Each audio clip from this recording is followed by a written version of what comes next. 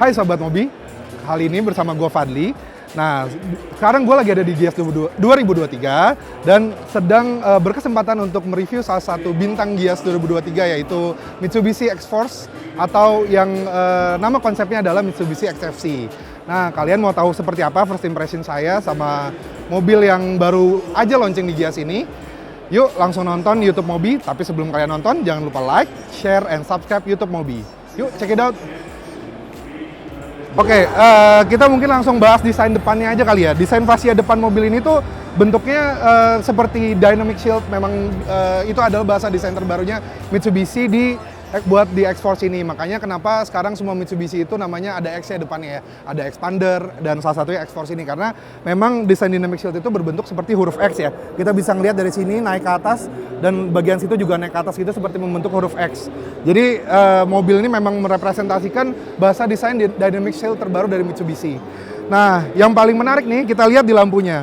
Salah satu yang uniknya adalah lampunya dia bukan ada di sini seperti ada di Expander, cuma dia tersembunyi di bawah DRL dan sen di mobil ini. Kita bisa lihat di sini ada proyektor, tiga buah proyektor ya.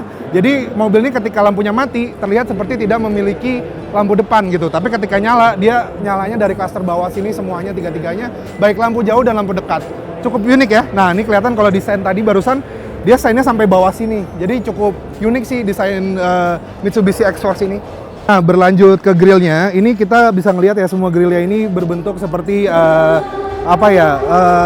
bahasa desainnya dynamic shield itu dengan warna piano black. Cuma yang disayangkan di sini untuk harganya yang sudah mencapai 400 juta, dia belum ada sensor seperti kayak safety sense gitu dan belum ada juga kamera 360 ya. Kita nggak bisa ngelihat kamera di sini.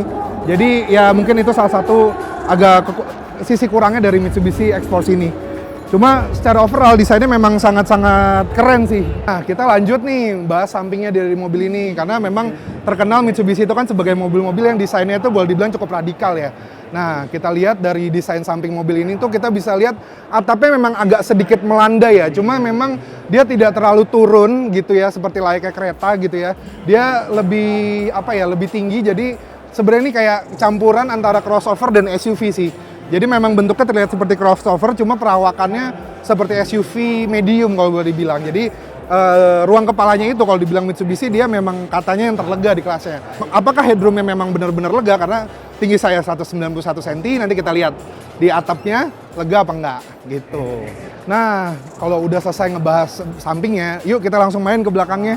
Nah, kalau bisa kita lihat di sini desain belakangnya itu sebenarnya mirip salah satu brand Jerman yaitu BMW X-Series ya. Jadi dengan tarikan garis yang masuk ke dalam seperti ini, itu kelihatan mirip sekali dengan desain BMW X-Series gitu ya. Cuma yang lucu sih di sini adalah ngebuka bagasinya, biasanya kan kita ngiranya mobil kayak gini kan di sini gitu ya. Ternyata dia di bagian bawah gitu. Jadi ini lumayan unik sih desainnya untuk mobil Jepang ya. Jadi mirip kalau boleh bilang dengan bukaan bawah seperti itu mirip dengan Honda WRV atau kalau di Mitsubishi itu dulu dia mirip dengan Mitsubishi Mirage ya, bukannya di bagian dekat plat nomor seperti itu. Nah, ini tuh juga mobil ini udah pakai power backdoor sih. Jadi memang untuk di kelasnya ya kayak ini kan bersaing langsung dengan HR-V, dengan Hyundai Creta dan dengan Toyota Yaris Cross-nya. Jadi memang untuk tiga model tersebut dan mobil ini juga yang tipe Ultimate juga sudah dibekali dengan power backdoor di bagian bagasinya. Jadi lebih praktis nih buat kalian yang pengen bawa-bawa barang cuma tangannya lagi penuh gitu, tinggal sekali klik bagasinya udah kebuka gitu. Nah, ngomongin interior mobil ini, sebenarnya kalau boleh dibilang ada kemiripan ya di antara merek-merek yang lain gitu ya. Kayak misalkan ini kita lihat kalau boleh dibilang dashboard kotak amal ya. Karena bentuknya kotak besar di tengah ini agak mirip sama Hyundai Stargazer. Cuma memang untuk secara desain dia lebih slim sih, jadi lebih enak untuk dilihat. Nah, untuk setir sendiri, dia desainnya sama ya sama Mitsubishi Expander seperti itu, dan dia juga udah teleskopik dan tilt, jadi ini enak banget sih posisi nyetirnya sih. Dan ada salah satu yang unik ya di mobil ini adalah penggunaan bahan soft touch di tengah dashboard ya. Kalau biasanya kita sering menjumpai bahan soft touch itu adalah bahan-bahan kulit atau bahan-bahan kayak seperti suede ya. Kalau ini sebenarnya kayak fabric. Kalau kalian ingat tuh, kalau kalian punya sepatu-sepatu Converse di zaman-zaman tahun 2000-an tuh, nah itu kayak bahannya kayak gitu. Cukup unik sih, cuma memang kekurangannya adalah kalau ini kena noda makanan mungkin agak susah hilangnya sih. Nah, untuk posisi mengemudi mobil ini, saya itu tingginya 191 cm. Dan kalau untuk nyaman, saya mungkin harus mindahin kursinya sampai ke belakang banget. Cuma mungkin kalau untuk tinggi rata-rata orang Indonesia 170 cm ya, untuk yang laki-laki harusnya sih di posisi segini juga udah nyaman gitu ya, dan masih ada sisa space lumayan banyak sih di belakang. Pun saya abisin ke belakang juga masih lumayan sih ada space-nya, jadi mobil ini sebenarnya cukup luas.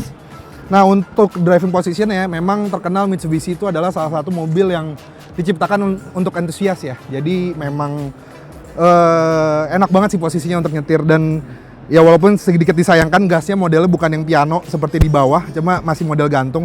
Jadi kalau buat kalian yang demen naruh kaki di sini dan ngegas kayak gini kurang enak sih gitu. Cuma untuk sisanya jujur ini no complain sih.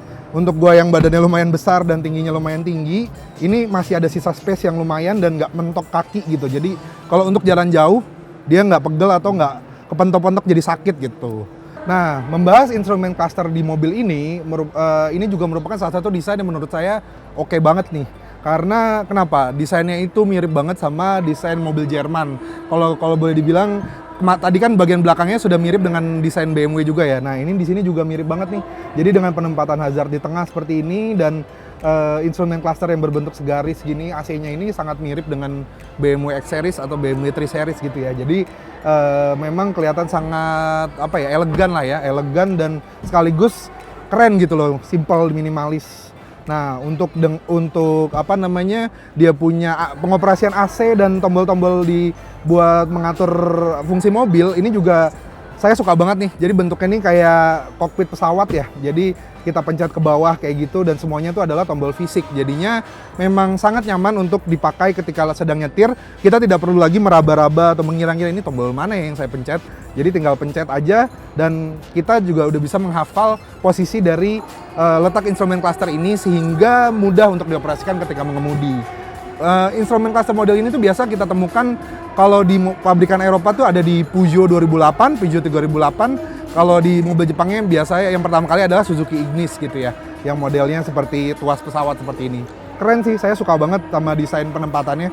Sekaligus juga untuk nyalain mobilnya juga cukup unik ya. Biasa start stop mobil kan ditaruhnya di sini gitu atau taruh di sini gitu kan. Ini ditaruhnya di samping sini. Lagi-lagi Mitsubishi X-Force ini kayaknya terinspirasi oleh desain-desain mobil Eropa ya. Jadi desain start stopnya di sini, layar yang besar seperti ini, AC dan instrumen cluster yang modelnya seperti instrumen pesawat jet seperti itu. Nah, kembali lagi nih, Mitsubishi itu kan biasanya kalau bikin mobil memang mengutamakan untuk driving experience ya. Jadi mobil ini kalau boleh dibilang dia juga punya fitur namanya Active Vehicle Control. Nah, fitur ini tuh sebenarnya ada juga di Expander Cross yang paling tinggi tipenya. Dan biasanya fitur-fitur ini tuh adanya di mobil-mobil Mitsubishi yang lebih premium ya, kayak seperti Eclipse Cross atau mobil-mobil yang zaman dulunya tuh yang legenda yaitu Lancer, Evo dan sebagainya. Jadi Active Vehicle Control tuh membuat mobilnya tuh jauh lebih stabil ketika dibuat belok menikung dengan tajam gitu. Jadi memang ya kalau dilihat sih memang segmennya si X-Force ini lebih ke arah kaum laki-laki yang menginginkan crossover yang dinamis dan enak sih untuk diajak mengemudi sehari-hari gitu. Nah, membahas dapur pacu, mobil ini tuh menggunakan mesin 1500 cc 4 silinder yang sama yang digunakan seperti Mitsubishi Expander ya. Memang biasanya memang untuk kelas-kelas mobil crossover dan low MPV itu biasanya akan sharing untuk mesin yang sama. Itu seperti halnya dengan Stargazer dan Hyundai Creta ya. Jadi di Hyundai Stargazer dan Hyundai Creta itu menggunakan mesin yang sama seperti kayak X-Force dan Expander. Mesin ini merupakan mesin yang kalau boleh dibilang cukup baik durabilitasnya dan bisa meminum bensin subsidi, yaitu bensin pertalit gitu ya. Nah, itu dia first impression singkat untuk Mitsubishi X-Force 2023 yang baru launching di Gias ini. Untuk harganya sendiri, mobil ini untuk yang tipe Exit dibanderol dengan harga Rp379.900.000. Dan untuk yang varian tertingginya, yaitu varian yang Ultimate, seperti yang kami review, di angka Rp412.900.000. Nah, jangan lupa kalian untuk like, share, and subscribe YouTube Mobi. Gua Fadli, see you on the next video.